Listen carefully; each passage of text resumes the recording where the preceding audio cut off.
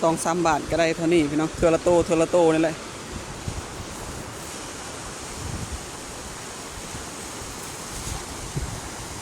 อีกหน่อยซอนป่าพี่น้อง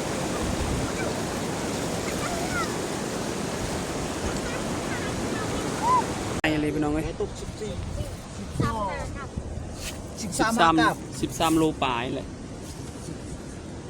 13 โล5 กัม13 โล 5 กัมคุณจะเลยตั้งมาแล้วนะมือกูเชื่อ10 โลก็เจอล้านซองรถรับล้านมันยิ่งแต่13 โล 5 กัมบริษัทโมไกจากกันขายประมาณ 2,000 บาทเนาะ 2,000 บาทเงินไทยวานแฮตอนนี้ก็ได้แล้ว3 โลพี่น้องทั้งหมดนี่ก็4 โลพี่น้อง4 โลปลายนี่แหละมีทั้งปลากดและก็ปลาสมว่างมีติโตใหญ่ๆพี่น้อง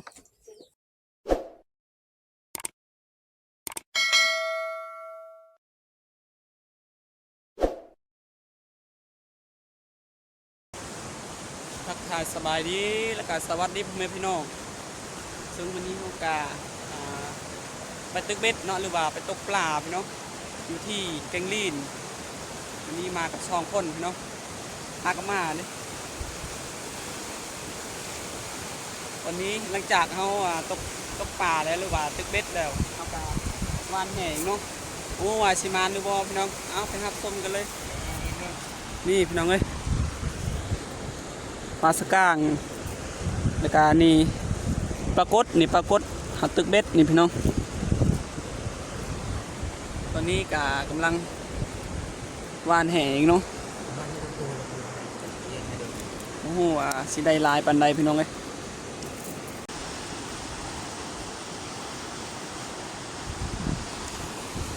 2-3 บาทก็ได้เท่านี้พี่น้องเทอละโตนี่แหละ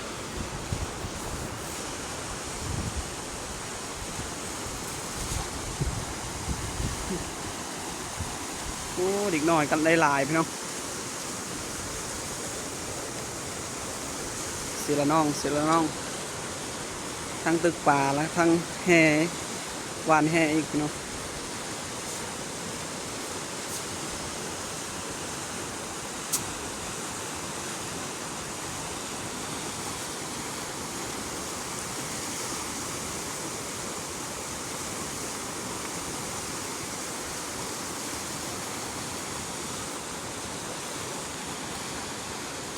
ทีมงานตกปรากฏ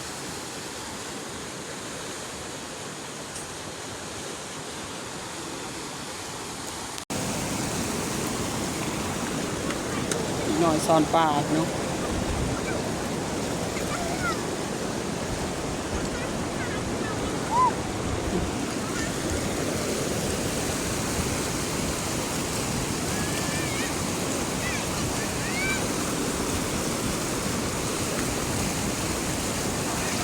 ในไม่ล่างเลยตะเบิงไหนลองเลย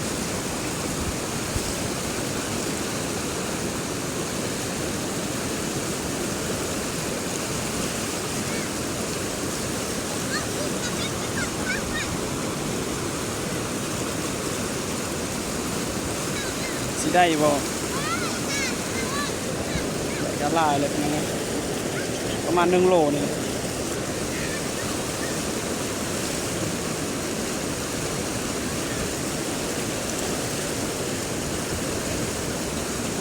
เอาลองเบิ้ง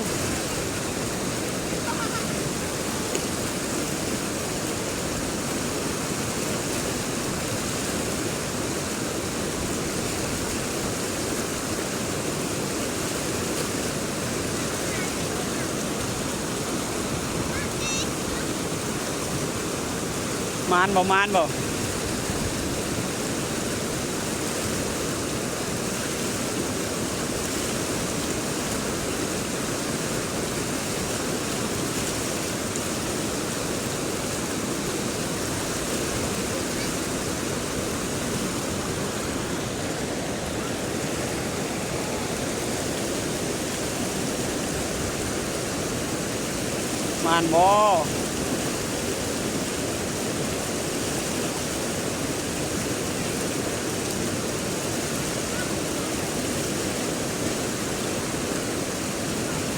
ได้บ่ได้บ่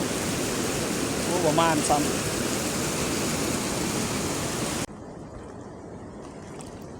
พี่น้องมันได้ปลาใหญ่เลยพี่น้องไงปรากฏครั้งประมาณ10 ปลายโลนี่แหละพี่น้องไง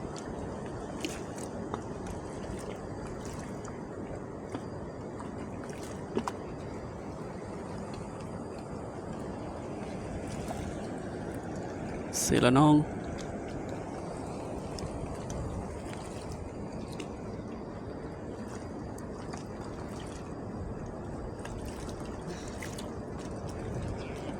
ไอ้เลยพี่น้องเอ้ย ตก13 โลปลายเลย13 โล5 กรัมคูณจะเลยตาแล้วนะไม่ก็เชื่อ10 โลก็เจอล้านช่องระดับล้านมันดีแต่13 โล 5 กรัมบริษัทนกไก่จ่ากันแล้วน้ำซับเบียร์น้ำซับไหนครับเราให้เจ้าจ่าให้เอาเรียบ1,000,000ล้านแสน2,000ขายประมาณ 2,000 บาทเนาะ 2,000 บาทเงินไทยรำไปครบกัน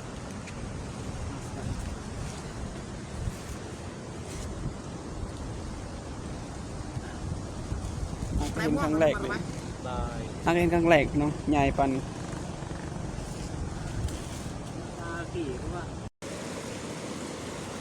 วานแฮตอนนี้ก็ได้แล้ว3 โลพี่น้อง2 โลปลายแหละหรือว่า3 โลเนี่ยพี่น้องเอ้ย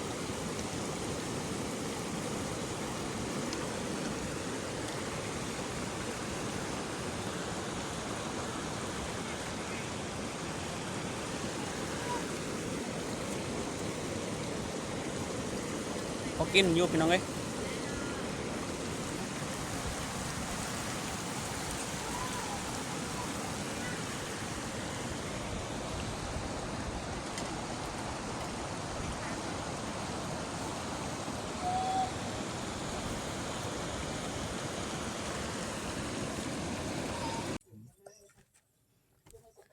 ทั้งหมดนี่กะ4 โลพี่น้อง4 โลปลายนี่แหละมีทั้งปลากดและกะปลาสมว่างมีติโตใหญ่ๆพี่น้องđã xong đô nè chàng กะแบ่งกันเนาะ2 คนเฮา